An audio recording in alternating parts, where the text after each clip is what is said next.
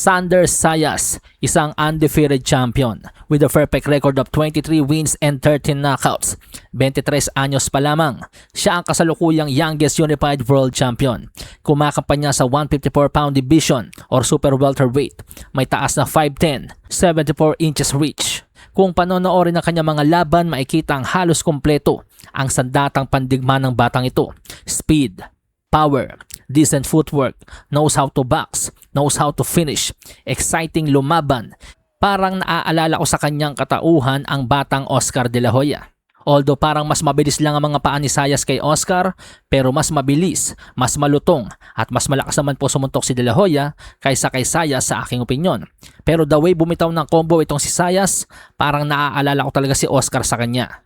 Now, kung paano ko siya dinescribe sa inyo, magtataka kayo na sa kabila ng kanyang pagiging undefeated at youngest unified champion, plus 330 to plus 375 underdog itong si Sayas.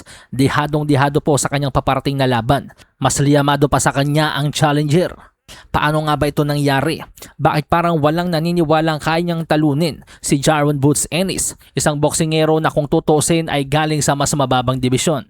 Kaya naman ngayon nais ko pong ibahagi sa inyo ang aking tatlong dahilan na nakikita kung bakit sa tingin ng nakararami hindi mananalo si Sander Sayas kay Jaron Boots Ennis. Alright, umpisahan na natin. Number 3, ring resume and experience. Wala naman pong duda sa husay at talento ni Sander Sayas. Bata pa yan, inalagaan na yan ng top rank at nakita ang potensyal bilang future world champion. Pero sa boxing, napakahalaga rin po ng timing. Sa edad na 23, nakaka-23 fights pa lamang si Sayas. Habang si Ennis sa edad na 29 ay nakaka-35 fights na. Pero hindi lang sa dami ng laban at experience na kalalamang si Ennis, pati rin sa kalidad ng kalaban. Hindi nating sinasabi na puro elite ang tinalo ni Ennis, pero kumpara sa mga tinalo ni Sayas, mas dekalibre po ang mga tinalo ni Ennis. At hindi lang yon, mas kumbinsido rin ang mga panalo madalas ni Ennis kumpara sa mga panalo ni Sayas. Obvious naman yon, dahil sa 35 wins ni Ennis ay mayroon siyang 31 knockouts, habang sa 23 wins naman po ni Sayas, 13 lang ang kanyang napabagsak. Kaya naman kahit sabihing unified champion pa itong si Sander Sayas, pero alam po ng mga boxing expert na nakuha lamang ni Sayas ang mga titulo laban sa mga hindi kilalang boksingero. Nakakuha ni Sayas ang WBO belt sa isang vacant world title fight laban kay Jorge Garcia Perez. Nakakuha naman ni Sayas ang WBA belt laban kay Abbas Barrow kung saan tinalo lamang niya ito via split decision. Kaya naman mapapaisip talaga ang mga eksperto, pati na rin ang mga odds maker. Dahil nga naman kung hindi kayang dominahin ni Sayas sa mga boksingerong hindi masyadong kilala, paano pa ang eksplosibong boksingerong katulad ni Jaron Ennis?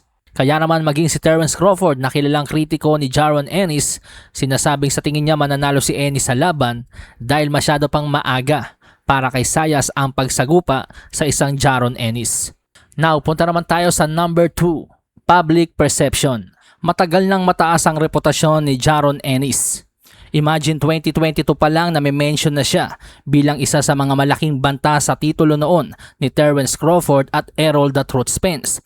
Na may mention din siya sa mga laban tulad kina Keith Thurman. Palagi siyang minamash up ng mga boxing expert, pati na rin ng mga boxing fans sa mga dekalibreng boksingero. May mga nagkiklaim pa nga na kaya daw umakyat si Terence Crawford sa 154-pound division dahil naging mandatory niya na noon si Ennis at ayaw niya itong makalaban.